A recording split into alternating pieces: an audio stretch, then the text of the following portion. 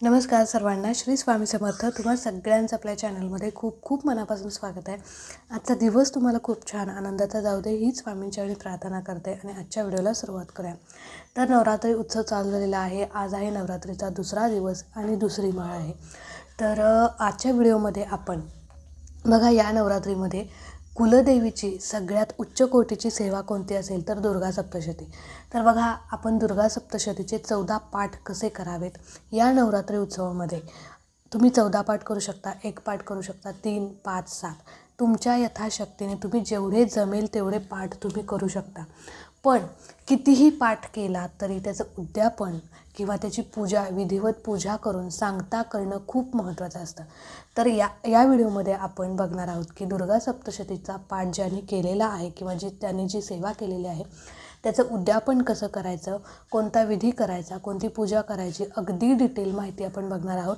आणि या विधीशिवाय, या सांगतेशिवाय दुर्गा सप्तशतीच्या पाठाचं फळ आपल्याला मिळत नाही. नाहीतर 9 दिवस 14 पाठ केलेले आहेत आणि उद्यापन केलेलं नाही किंवा सांगता केलेली नाही, हे पूर्णपणे चुकीचं आहे. तुम्हाला थोडं पण त्याचं फळ मिळणार नाही. म्हणून आज जसं मी सांगते म्हणजे अशाच प्रकारे उद्यापन केलं जातं. त्याच्यामुळे व्हिडिओ शेवटपर्यंत नक्की ऐका, कारण परत परत तेच प्रश्न येतात जे व्हिडिओमध्ये सांगितलेलं असतं तरी पण तुम्ही म्हणजे विचारले जातात. त्यामुळे व्हिडिओ स्किप न करता शेवटपर्यंत बघत राहा. तर सगळ्यात पहिले बघा, आपण दुर्गा सप्तशती पाठ ज्यावेळी करतो त्यावेळी आपल्याला नवचंडी केल्याचं पुण्य मिळतं. आता ज्या घरामध्ये 14 पाठ म्हणजे आता तुम्ही सामूहिकरित्या जरी म्हणजे आता तुमच्या जाऊबाईंनी केलं आहे किंवा तुम्ही केलं आहे तर त्यांनी वेगळा संकल्प करून, म्हणजे आता तुमचं देवघर एकच आहे, पूजा वगैरे आपली एकच असते, पण बघा सगळ्यात पहिले त्यांनी जरी सेवा केली असली, तुम्ही जरी सेवा केली असली, दोघींनाही उद्यापन करायचं आहे. आता तो नैवेद्य वगैरे एकच असू शकतो, पण जे काही पुढं मी सांगणार आहे ते दोघींचं सेपरेट पाहिजे. लक्षात घ्या. तुम्ही जर केला असेल किंवा कोणीही घरातलं, तुम्ही केला आहे, त्यांनी केला आहे, दोघींनीही संकल्प करून जर सेवा केली असेल, त्यांनी 14 पाठ केले असतील, 3 पाठ, कितीही पाठ त्यांनी केले असतील, तुम्ही कितीही पाठ केला असेल, तुमचं उद्यापन वेगळं, कारण तुम्ही वेगळे आहात. म्हणजे घर जरी एक असलं तर तुम्ही सेवा संकल्पयुक्त वेगवेगळे केले. त्यामुळे जे काही पुढे सांगणार आहे तशाच प्रकारे उद्यापन तुम्हाला करायचं आहे. ठीक आहे. आता सगळ्यात पहिले आपल्याला दुर्गा सप्तशतीच्या पाठाचं उद्यापन कसं करायचं. बघा, 9 दिवसात तुम्ही 14 पाठ कसे करायचे बघितले आपण. 9 दिवसात तुम्ही 3 पाठ करू शकता, 5 पाठ करू शकता. तर आता उद्यापन हे जे आहे ते आपण आपल्याला 9व्या दिवशी करायचं असतं, 9मी दिवशी करायचं असतं. तर काही जण दसऱ्याला पण करतात, दसऱ्या दिवशी. तर आता काय करायचं, अगदी मोठं काही करावं लागत नाही. जे काही आपला ग्रंथ आहे, आता हा दुर्गा सप्तशतीचा ग्रंथ आहे, तर याची आपण मांडणी केलेली असते एका पाटावरती. आता तुम्ही सेवा केली असेल तर तुम्ही मांडणी देखील केलेली असेल. तर त्या ग्रंथाची आपल्याला फक्त पूजा करायची आहे आणि विधिवत म्हणजे असे रोज आपण धूप, दीप, अगरबत्ती, शेवटचा पाठ झाल्यानंतर म्हणजे असे 9मी दिवशी तुम्हाला काय करायचं बघा, 21 पुरणाचे दिवे तुम्हाला करायचे आहेत. आता पुरण म्हणजे काय, तर बघा कणकेचे दिवे नाहीत, 21 तुम्हाला पुरणाचे म्हणजे सणाला आपण डाळ गूळ घालून जे पुरण करतो पुरणपोळीसाठी, त्या पुरणाचे दिवे तुम्हाला करायचे आहेत, कणकीचे नाही. ठीक आहे. तर आता शक्यतो आपल्याला कणकीचे दिवे सहज करता येतात, पण पुरणाचे दिवे करणं थोडं अवघड जातं. तर काय करायचं, तुम्हाला जमत असतील तर तुम्ही 21 सेपरेट पुरणाचे दिवे करा. 21च करायचे आहेत. पण जर तुम्हाला नसेल जमत तर काय करायचं बघा, एक ताट घ्यायचं, असं पसरट ताट घ्यायचं, त्याच्यावरती ते जे पुरण आहे ते असं थापायचं. ठीक आहे. ते पुरण जे आहे ते असं थापायचं आणि 21 होल करायचे त्याच्यामध्ये. 21 होल असे करायचे म्हणजे दिवे केल्यागत. आणि त्यामध्ये 21 फुलवाती टाकायच्या, तुपाच्याच फुलवाती टाकायच्या. ठीक आहे. परत एकदा सांगते, लक्षात घ्या, पुरणाचे 21 दिवे तुम्हाला करायचे आहेत, कणकीचे नाही. तुम्हाला जर पुरणाचे सेपरेट दिवे असे करता येत असतील तर खूप चांगलं. नसेल पुरणाचे दिवे तुम्हाला करता येत तर एक ताट घ्यायचं पसरट, त्याच्यावरती पुरण पसरायचं, थापायचं आणि 21 त्याला होल असे पाडायचे आणि त्यात तुम्हाला 21 फुलवाती तुपाच्या टाकायचे. ठीक आहे. आणि त्या पुरणाच्या दिव्यांनी, 21 दिव्यांनी आपल्याला आपल्या ग्रंथाला ओवाळायचं आहे. बस. 9मी दिवशी ही एक सेवा आहे. याच्याशिवाय आपलं उद्यापन अपूर्ण आहे, लक्षात घ्या.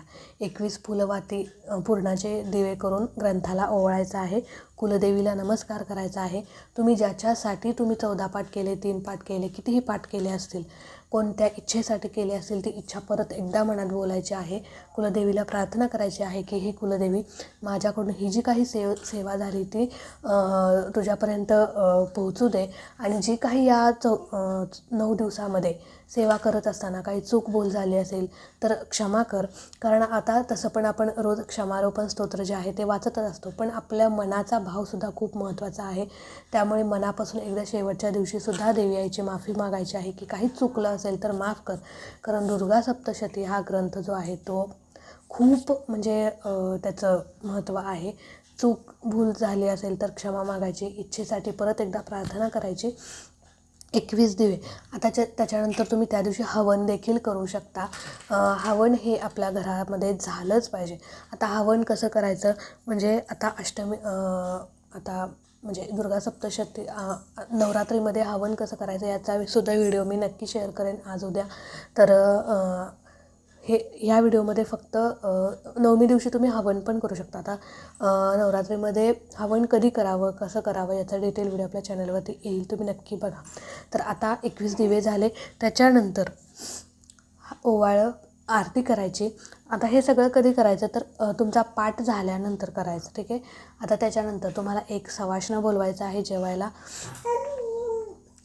एक सवाष्ण बोलवल्यानंतर तिला जे काही तुमच्या यथाशक्तीने जमत असेल ते तुम्ही तिला जेवू घालायचं आहे.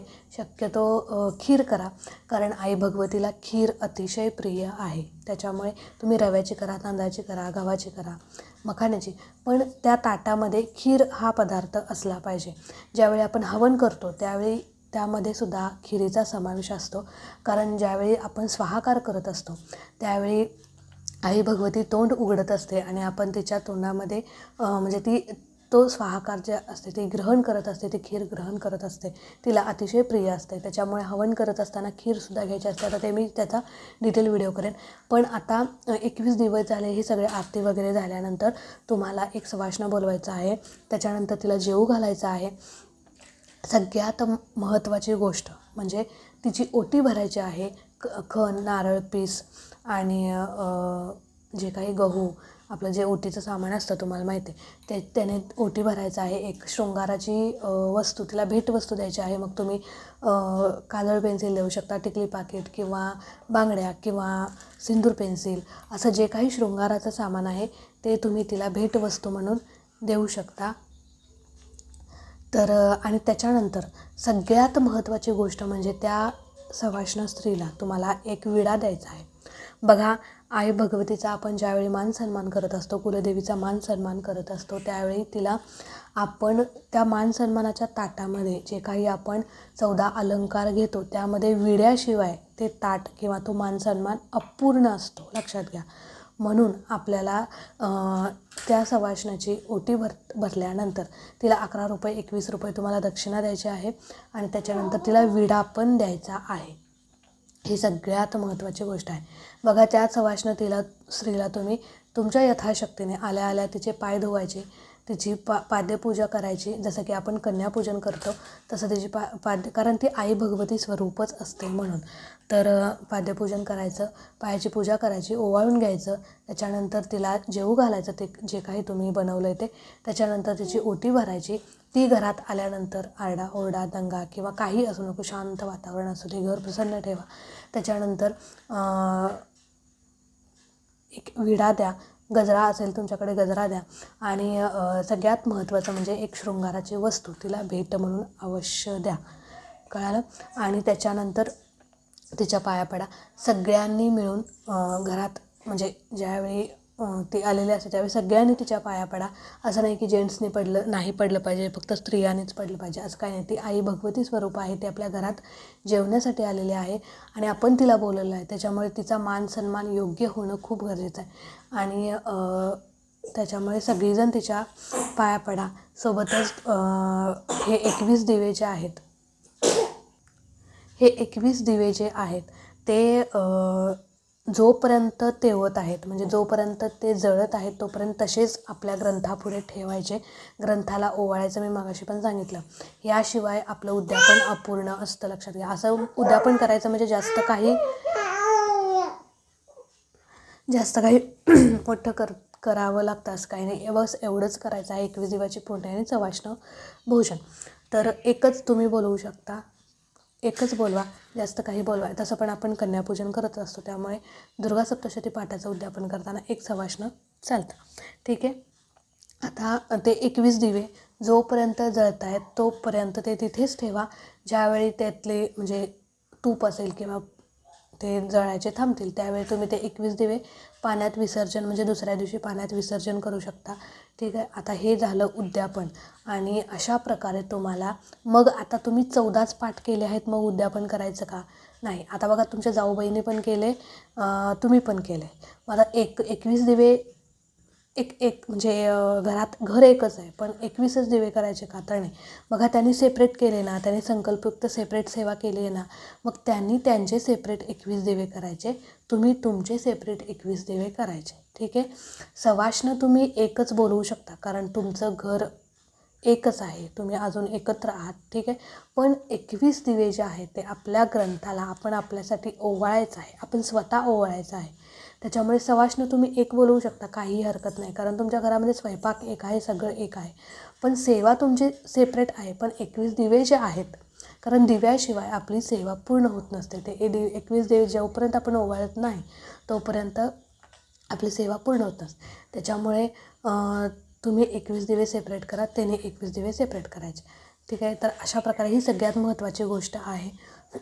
तर अशा प्रकारे अगदी साधं सोपं उद्यापन असतं. पण खरंच सांगते, ज्या घरात दुर्गा सप्तशती पाठ होतं, आता तुम्ही 14 केले असतील, 9 केले असतील, 1 जरी केला असेल तरी त्याचं उद्यापन किंवा छोटीशी सांगता होणं खूप महत्त्वाचं आहे, लक्षात घ्या. अशी छोटी अशी पूजा झाल्याशिवाय आपल्या कोणत्याही सेवेचं फळ आपल्याला मिळत नसतं. नाहीतर उगाचच वाचलं आहे 9 दिवस सगळं वाचलं आहे पण त्याची विधिवत पूजा नाही, शेवट सांगता नाही, मग त्या सेवेला अर्थ पण नसतो, लक्षात घ्या. म्हणून अशा प्रकारे तुम्हाला दुर्गा सप्तशती पाठाचं उद्यापन करायचं आहे. तुमच्या अजून काही कमेंट्स असतील तर नक्की विचारा. चला, आजचा व्हिडिओ इथेच एंड करते. आवडला असेल तर नक्कीच लाईक करा, शेअर करा. चॅनलवरती नवीन असाल तर चॅनलला सबस्क्राईब नक्की करा. आणि हो, बघा, सगळ्यात महत्त्वाचं म्हणजे नवरात्रीमध्ये हवन करणं, आपल्या घरामध्ये होम हवन होणं खूप महत्त्वाचं असतं. आता याचासुद्धा डिटेल व्हिडिओ नक्कीच येईल, तुम्ही नक्की बघा. अष्टमीच्या दिवशी आपल्याला होम करायचा असतो, तर कसा करायचा, काय करायचा, तुम्ही सगळं मी त्यामध्ये सांगेन, तोसुद्धा व्हिडिओ येईल. तर सर्वांना श्री स्वामी समर्थ.